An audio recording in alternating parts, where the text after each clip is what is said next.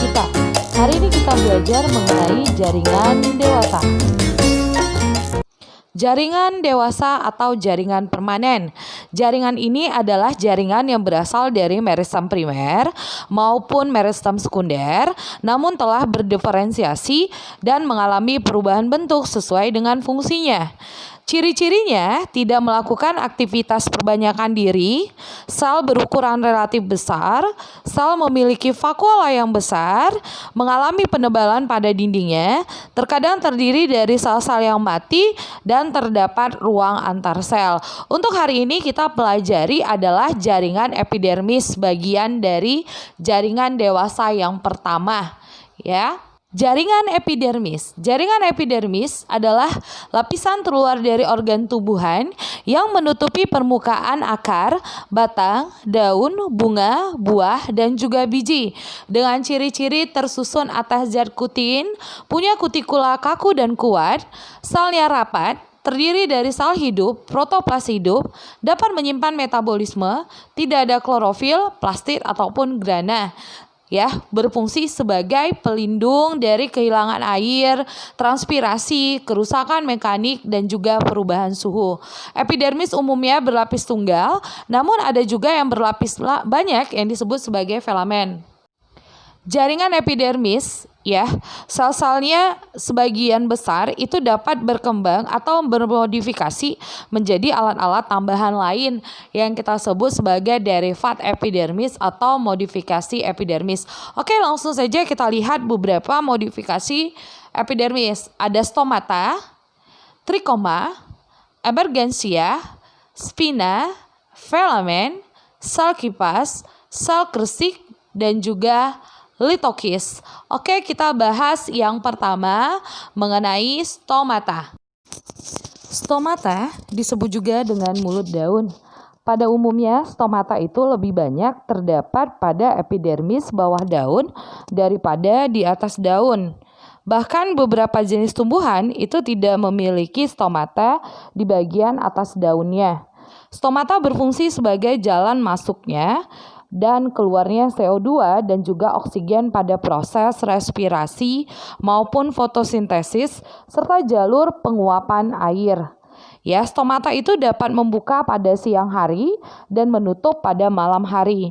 Oke, sekarang kita juga akan melihat bagaimana mekanisme menutup dan membukanya stomata.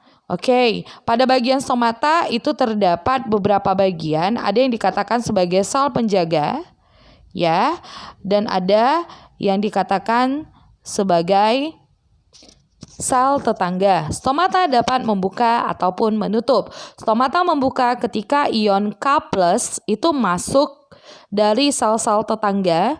Akumulasi ion K+ itu menurunkan potensial air sel sehingga air di dalam sel penjaga banyak, maka sel penjaga membengkak, stomata membuka. Stomata menutup ketika ion K+ keluar, air di dalam sel penjaga itu berkurang sehingga sel penjaga menjadi lembek ataupun berkerut sehingga stomata itu menutup.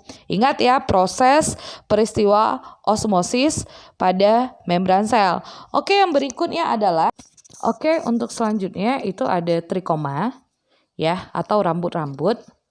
Ya, itu gambarnya ada yang di slide sebelumnya. Ini pada slide ini itu gambar dari emergensia. Ya, kemudian ada gambar duri atau spina, kemudian ada gambar filamen, litokis. Ya, kemudian untuk sel kipas ataupun sel kresik itu ada di gambar slide sebelumnya. Oke, balik lagi yang kedua itu adalah trikoma. Trikoma merupakan rambut-rambut halus, ya, yang terdiri atas sel tunggal ataupun sel banyak. Trikoma sendiri itu ada dua. Ada trikoma non-glandular yang tidak menghasilkan sekret, misalnya pada daun buah durian. Kemudian yang kedua adalah trikoma glandular, yaitu menghasilkan sekret. Misalnya sekret yang dihasilkan adalah garam, ya, contohnya pada tumbuhan limonium ataupun tumbuhan tamarix. Bukan hanya garam saja ya yang dihasilkan, bisa terdiri dari trikom hidatoda spermatoda, bisa terdiri dari nektar, bisa terdiri dari sengan. Untuk lebih jelasnya boleh kau buka bukumu halaman 58. Yang berikutnya adalah emergensia. Emergensia adalah tonjolan pada permukaan organ yang terbentuk dari jaringan epidermis dan jaringan di bawah epidermis. Contohnya itu adalah duri yang menempel pada batang bunga mawar ataupun juga tonjolan yang terdapat pada buah rambutan. Yang nomor 3 ya, ada spina atau duri. Ya, ini merupakan tonjolan permukaan epidermis batang yang terdiri dari ya kan seperti duri lah ya. Contohnya itu lebih jelas pada bunga bougainville atau bunga kertas ya. Jadi duri bunga mawar itu emergensia ya, sedangkan itu kan dari jaringan epidermisnya. Sedangkan untuk yang pada jaringan stele ya, dimulai dari jaringan stele itu spina atau duri pada bunga bougainville. Oke, selanjutnya ada yang dinamakan sebagai filamen ya. Filamen ini merupakan sel-sel mati yang terdapat di bagian dalam epidermis dari akar gantung pada tumbuhan. Biasanya tumbuhan yang terdapat filamen itu adalah tanaman anggrek ya, karena tanaman anggrek merupakan tanaman epifit. Berikutnya ada sel kipas. Sel kipas merupakan alat tambahan pada epidermis daun bagian atas, tersusun dari dinding sel tepis dengan vakuola yang besar mengandung kloroplas, berbentuk sel kipas dengan ukuran lebih besar dibanding dengan sel epidermis sekitarnya. Sel ini berfungsi untuk menyimpan air dan mengurangi penguapan ketika udara panas. Biasanya ini terdapat pada tumbuhan famili Fabaceae, contohnya adalah tanaman bambu atau Bambusa vulgaris. Oke, yang terakhir ya, itu ada sel kresik dan juga litokis. Kita bahas untuk sel kresik ya. Sel kresik atau silika, ini sel yang mengandung atau berisi kristal kresik atau SiO2 ya, menyebabkan permukaan batang pada tumbuhan tersebut ini menjadi keras. Contoh sel kresik itu terdapat pada rumput-rumputan ya, kemudian pada tebu. Oke, berikutnya adalah litokis. Litokis adalah sel epidermis yang dindingnya mengalami penebalan dan mengandung sistolit.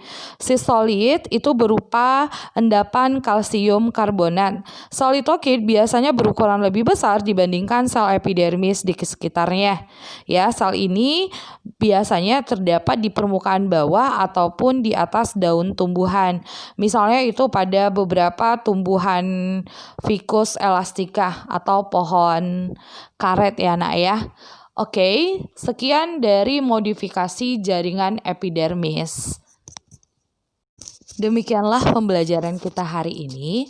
Tetap semangat walaupun belajar di rumah. Sampai ketemu lagi bersama saya, Miss Dian, dalam pembelajaran biologi. Bye!